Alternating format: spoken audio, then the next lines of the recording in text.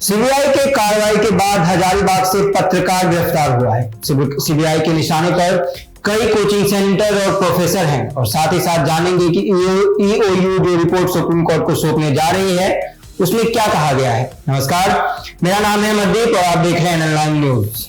NEET paper leak मामले में CBI की ताबड़तोड़ कार्रवाई से हजारीबाग में हड़कंप मच गया है। हजारीबाग स्थित ओएसिस स्कूल के प्राचार्य, उप प्राचार्य और एक पत्रकार को गिरफ्तार किया गया है। सीबीआई की टीम पटना लौट चुकी है।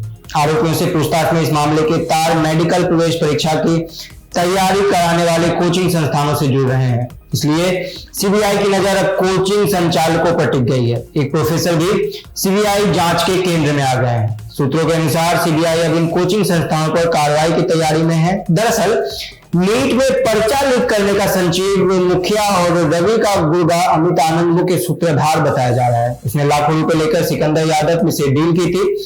नीट परीक्षा पेपर लीक होने के तार ओएसिस स्कूल से जुड़ने लगे तो सीबीआई इस पर नजर रखने लगी। 5 मई के पहले और बाद में जिन लोगों के ओएसिस स्कूल के प्राचार्य से फोन पर बात हुई उनका कॉल डिटेल भी निकाला जा रहा है। सीबीआई जांच के क्रम में हजारीबाग के एक प्रोफेसर भी रडार पर हैं। बिहार ईओयू के साथ साथ सीबीआई की पूरी जांच इस प्रोफेसर के इर्द गिर्द सिमट गई है। बिहार के माफिया संजीव मुखिया को पेपर हजारीबाग से मिला। दूसरी तरफ कहा जा रहा है कि प्रश्न पत्र जब संजीव मुखिया के हाथ लग गया तब उसने मोबाइल से एक मेडिकल कॉलेज में भेज दिया, जहां 10 से 12 पीजी छात्रों ने मिलकर जवाब तैयार किया।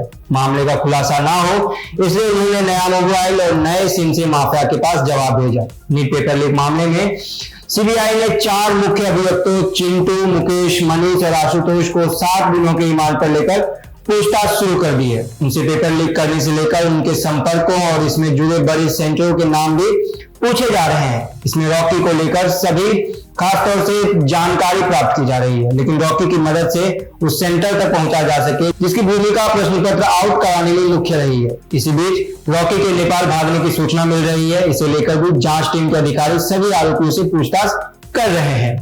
रॉकी नवादा का रहने वाला है और उसका वास्तविक नाम राकेश है। पिछले कुछ वर्षों से वह रांची में रहकर रेस्टोरेंट चलाता था। वहीं दूसरी तरफ अब तक की तफ्तीश में यह पता चला है कि रॉकी ने प्रश्न पत्र को हल कराकर चिंटू के मोबाइल पर भेजा था। चिंटू से खास तौर से रॉकी के बारे में जानकारी एकत्र की जा रही है। चिंटू से संजीव मुखिया को लेकर भी जानकारी ली जा रही है, क्योंकि वह संजीव की भांजी का पति है।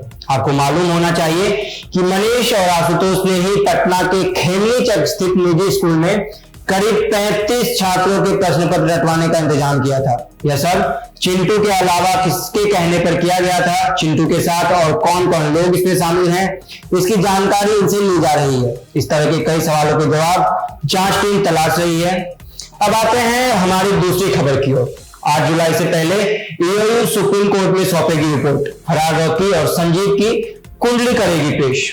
नीट पेपर लीक मामले में आर्थिक अपराध इकाई यानी ईओयू सुप्रीम कोर्ट में 8 जुलाई से पहले अपनी जांच रिपोर्ट सौंप देगी। शीर्ष अदालत के आदेश पर जांच एजेंसी रिपोर्ट को अंतिम रूप देने में जुट गई है। सूत्रों के मुताबिक रिपोर्ट में पुख्ता सबूत दिए जाएंगे कि प्रश्न पत्र परीक्षा के एक दिन पहले ही केंद्रों से आउट कर लिया गया था। नीट पेपर लीक मामले की जांच 23 जून से सीबीआई कर रही है। इससे पहले 10 मई से केंद्रीय जांच एजेंसी को केस स्थानांतरित होने तक राज्य की ईओयू पूरे मामले की तफ्तीश में जुटी हुई थी।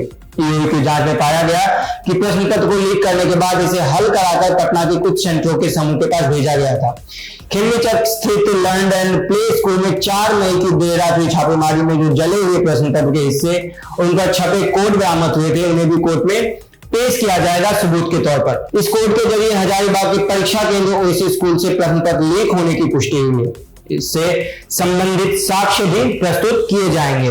ईओयू साबित करेगी कि प्रश्न पत्र हल कराकर पटना, हजारीबाग और रांची के केंद्रों के छात्रों तक पहले ही पहुंचा दिया गया था। सेटिंग गेम के तार दूसरे राज्यों से भी जुड़े हैं, जिनमें यूपी, महाराष्ट्र, गुजरात, हरियाणा, पंजाब समेत अन्य राज्य शामिल हैं। रिपोर्ट में गिरफ्तार और फरार आरोपियों और गैंग की भूमिका की भी जानकारी होगी। अंतरराज्य स्तर के सेंटरों अतुल वत्स और अंशुल सिंह की भूमिका का भी उल्लेख होगा। बिहार और झारखंड के फरार मुख्य अभियुक्तों में संजीव मुखिया, रॉकी समेत अन्य की भूमिका का भी विस्तार से जानकारी दी गई है।